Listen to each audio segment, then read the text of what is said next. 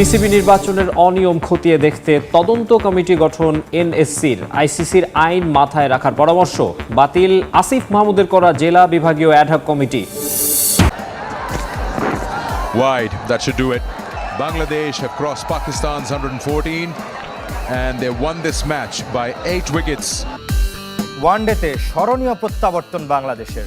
এক পেশে জয় শুরু পাকিস্তান সিরিজ, নাহিদ রানার ফাইফার।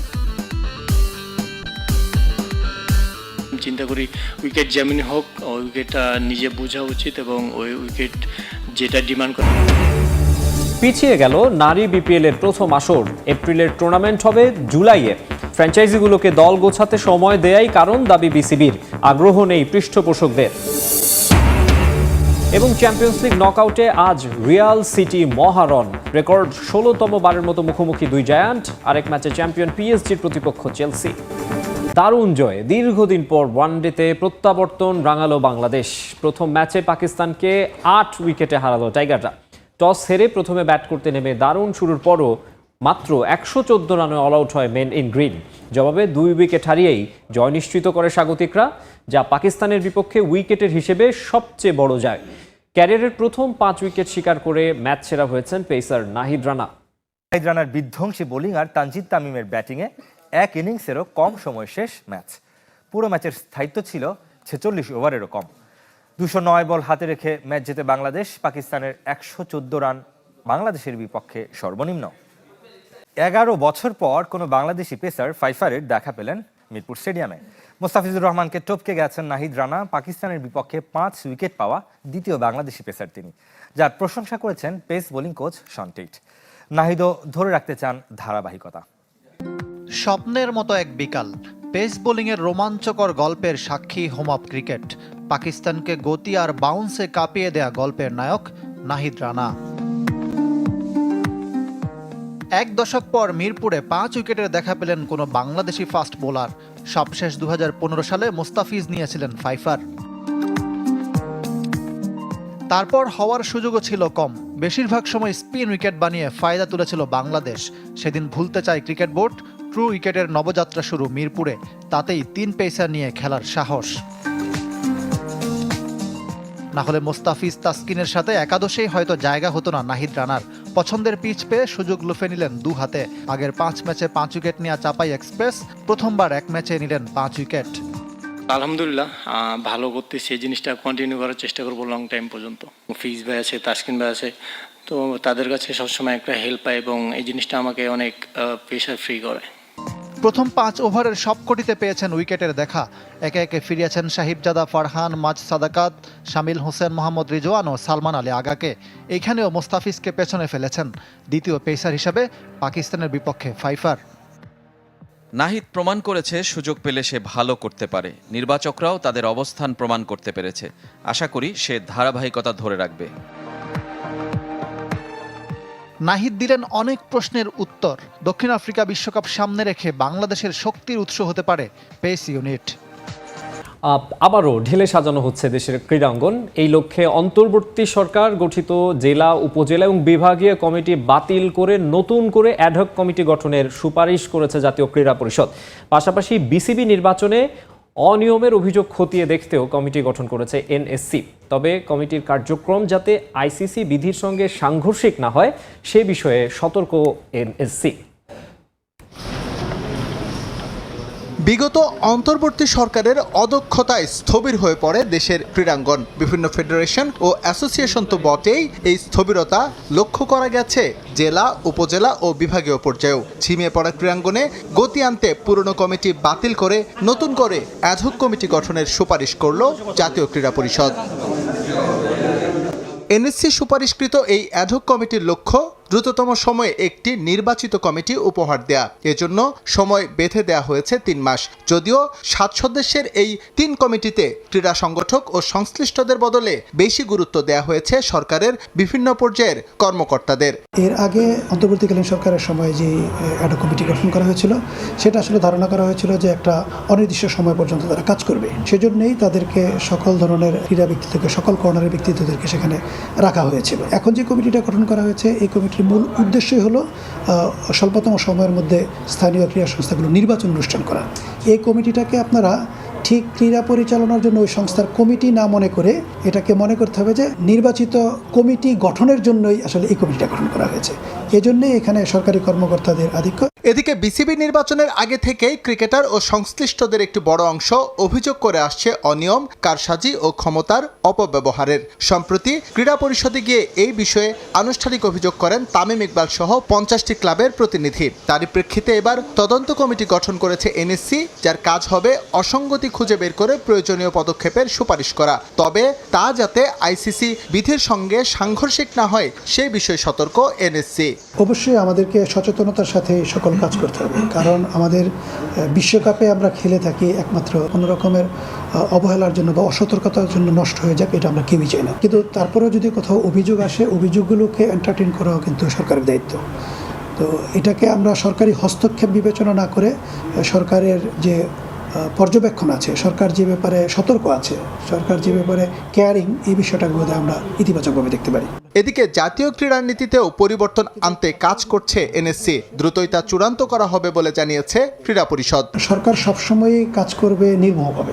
বাংলাদেশ পাকিস্তান প্রথম ওয়ানডে ম্যাচ দেখতে মিরপুরের হোম অফ ক্রিকেটে গিয়েছিলেন প্রধানমন্ত্রী তারেক রহমানের কন্যা ব্যারিস্টার জাইমা রহমান। মিরপুর স্টেডিয়ামে পৌঁছালে জাইমা রহমানকে অভ্যর্থনা জানান যুব ও ক্রীড়া প্রতিমন্ত্রী আমিনুল হক। এ সময় সেখানে ছিলেন বিসিবি পরিচালনা পর্ষদের সদস্যরাও। দীর্ঘ 11 বছর পর দ্বিপাক্ষিক ওয়ানডে সিরিজে লড়ছে বাংলাদেশ ও পাকিস্তান। সিরিজের প্রথম ম্যাচ মাঠে বসে উপভোগ করেছেন প্রধানমন্ত্রীর কন্যা। তার সঙ্গে ছিলেন প্রয়াত আরাফাত রহমান কোকোর 2 মেয়ে জাহিয়া ও জাফিয়া রহমানও। এর আগে যুব ও ক্রীড়া প্রতিমন্ত্রী ব্যাটারদের টি-20 র্যাঙ্কিংয়ে দ্বিতীয় স্থানে উঠে এসেছেন ঈশান কিষান। বিশ্বকাপে দারুণ পারফরমেন্সে ক্যারিয়ার সেরা র্যাঙ্কিং এই ভারতীয় ব্যাটারের। টুর্নামেন্ট জুড়ে করেছেন 317 রান, শুধু ফাইনালে হাফ সেঞ্চুরি। তবে টুর্নামেন্টে ফ্লপ অভিষেক শর্মা ধরে রেখেছেন প্রথম স্থান।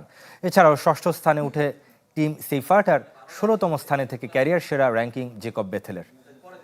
বিশ্ব আসরে জসপ্রীত বুমরার সাথে যুগ্মভাবে সর্বাধিক 14 উইকেট নেওয়ার পরও বোলারদের র্যাঙ্কিংয়ে শীর্ষস্থান হারিয়েছেন ভারতের আরেক ক্রিকেটার বরুণ চক্রবর্তী। লিগ পর্ব থেকে বাদ পড়ার পরও শীর্ষে উঠে এসেছেন রশিদ খান। অলরাউন্ডার র্যাঙ্কিংয়ে যথারীতি সেরা সিকান্দার রাজা। 2026 ফিফা বিশ্বকাপে ইরানের অংশগ্রহণ নিয়ে তৈরি হওয়া দীর্ঘ জল্পনা কল্পনার অবসান ঘটিয়েছেন মার্কিন প্রেসিডেন্ট ডোনাল্ড ট্রাম্প। ইরানকে বিশ্বকাপে স্বাগত জানিয়েছেন তিনি। ফিফা প্রেসিডেন্ট জিয়ান্নি ইনফান্তিনোর সঙ্গে বৈঠকে এই আহ্বান জানিয়েছেন ডোনাল্ড ট্রাম্প। ইরানি ফুটবলারদের জন্য আমেরিকার দরজা খোলা আছে বলেও জানানো হয়েছে ফিফাকে। তবে মধ্যপ্রাচ্যের চলমান যুদ্ধ আর ভিসা জটিলতার প্যাচে ফুটবল বিশ্বের এই মহাযজ্ঞে ইরানের উপস্থিতি এখনও ঝুলে আছে অনিশ্চয়তার সুতোয়।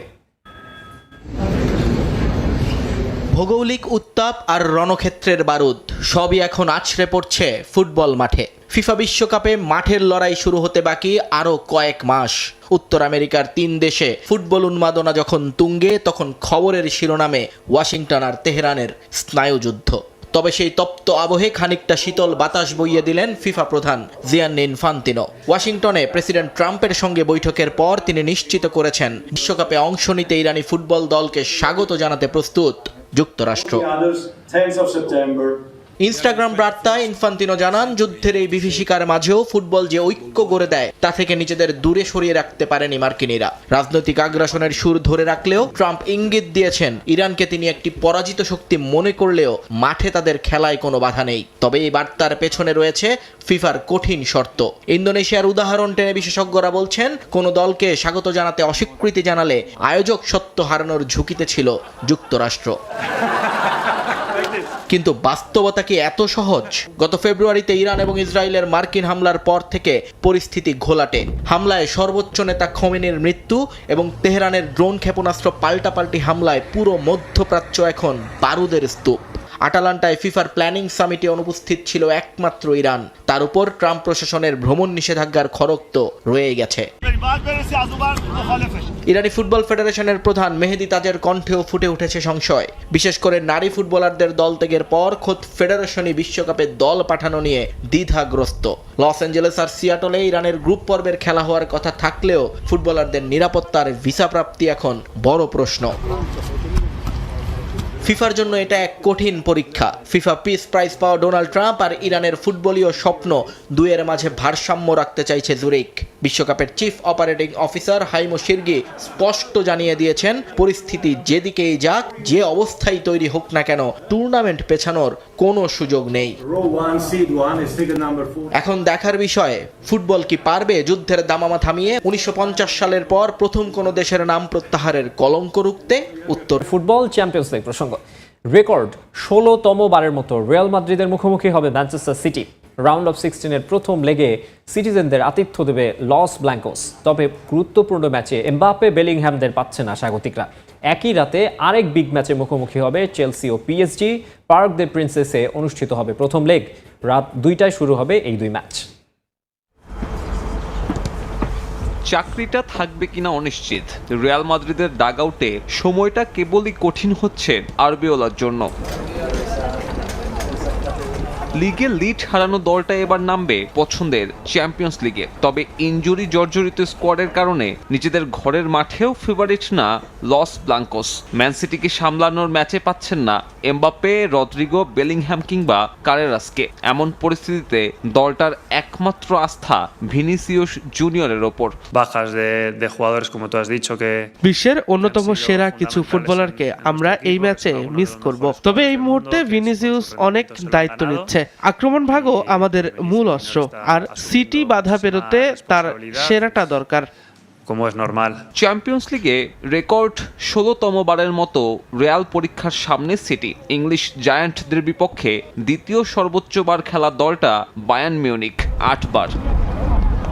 সবশেষ মৌসুমের অভিজ্ঞতা ভালো নয় ম্যান সিটির জন্য। রিয়ালের কাছে 2 লেগ মিলিয়ে হাফ ডজন গোল হজম করে ইংলিশ জায়ান্টরা। এবার অবশ্য আত্মবিশ্বাসী গার্দিওলা। ইনজুরি শেষে ফিরেছেন আর্লিং হল্যান্ডও। অবশ্যই স্কোয়াডের হিসেবে এবার আমরা ভালো অবস্থানে আছি। গত মৌসুমে ইনজুরির কারণে অল্প কিছু ফুটবলার লড়তে পেরেছিল। তবে রিয়াল মাদ্রিদ তো রিয়াল মাদ্রিদই। আপনারা জানেন এই ক্লাব নিয়ে আমার মন্তব্য কি। বিনয় দেখালেও রিয়াল বধের টোটকা জানেন গার্দিওলা। চ্যাম্পিয়ন্স লিগ নকআউটে তার দলই শেষবার ক্লিনশিট রেখেছিল সান্তিয়াগো বার্নাবুতে, যদিও সে ঘটনার বয়স পেরিয়েছে 15 বছরের বেশি।